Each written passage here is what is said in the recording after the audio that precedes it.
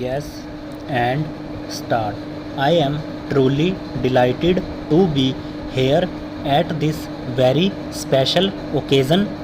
We are here to recognize the good work of good journalists and also to pay tribute to the memory of a great publisher.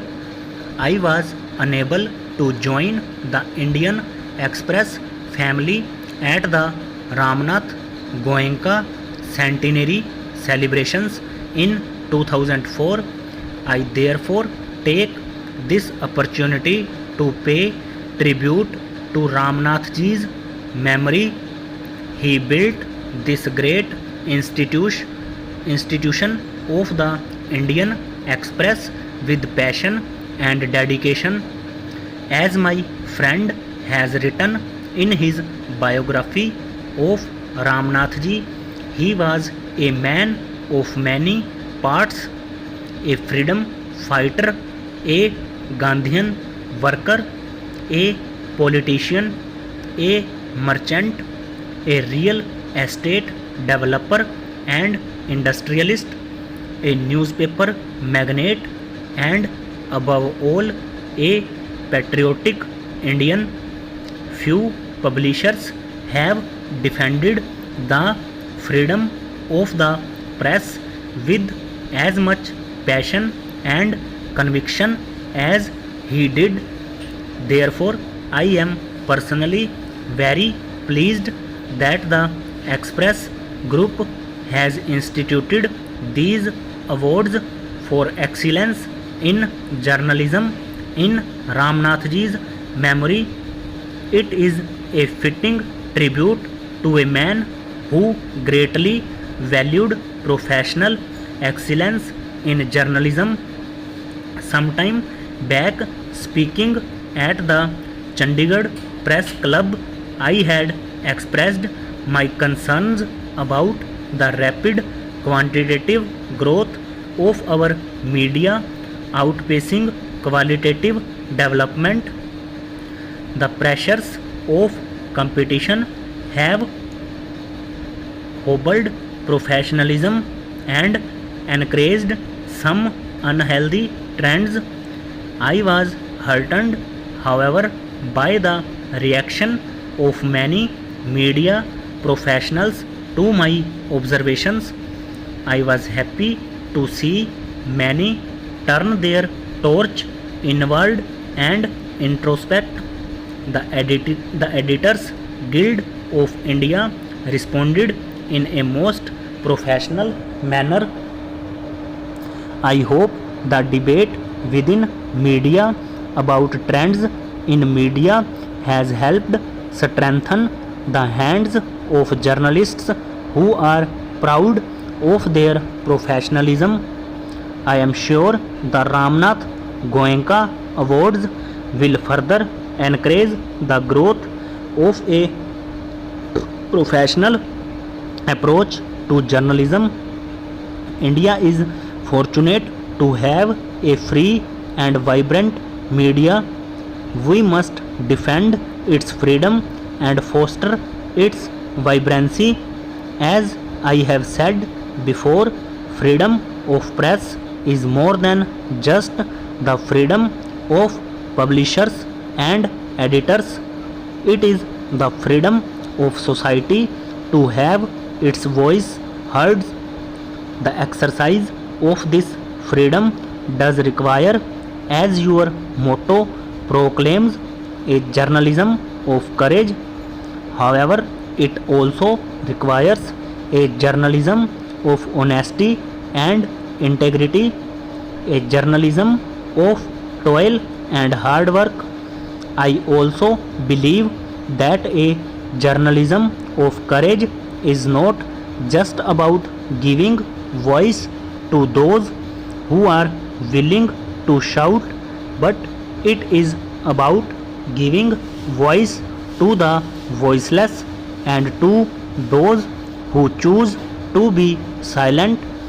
I have heard my friend Arun Shore, a distinguished editor of the Indian Express and a compatriot of Ramnath ji, decry a trend in journalism where every discussion is turned into a debate. Perhaps that is because debates are entertaining and discussions are boring. But there is a downside to this trend. A discussion can facilitate a consensus. A debate invariably divides opinion. There are many issues of great public and national interest where a debate is useful but where a consensus is necessary. Getting rivals to disagree and turn debate into a big sport may be entertaining and commercially rewarding, but does it help society move forward? Our democracy may be better off if we can increase the area of agreement rather than sharpen disagreements. I would like you to reflect on these issues. Our policy has come to terms with coalition governments. Political parties of varying hues and diverse constituencies are trying to work together in complex coalitions. For a country to move forward, any government has to ensure consensus on many issues across a wide spectrum of political opinion. The national media has an important role to play in the process of consensus building. If media is content with focusing only on disagreements, who will widen the area of agreement? In free societies, there are bound to be extreme positions taken on many issues, but a great majority of people normally occupy a consensual middle ground. To say that there are opposing views on an issue is not enough. More often than not, the majority view is a middle view. Those who articulate extreme views tend to be vocal. Their voice is heard more often on television and in newspapers. All of this is perhaps more entertaining. Mass media may give greater expression to those who are vocal and articulate, but it is the electoral process that reflects the will of the silent majority. No democratically elected government can ignore the interests of the silent majority.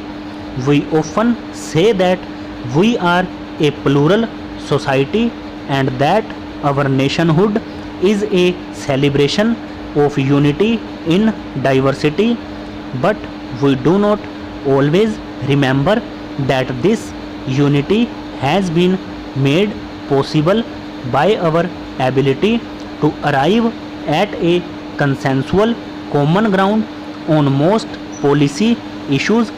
If every viewpoint insists that it reflects the truth, then diversity will manifest itself in desire, in a social and political impasse. How then is unity possible? Our democracy was not built on the simple principle of the rule of the majority. It was, I believe, built on the idea of unity in diversity. That is the most important idea that Gandhiji and Panditji gave the people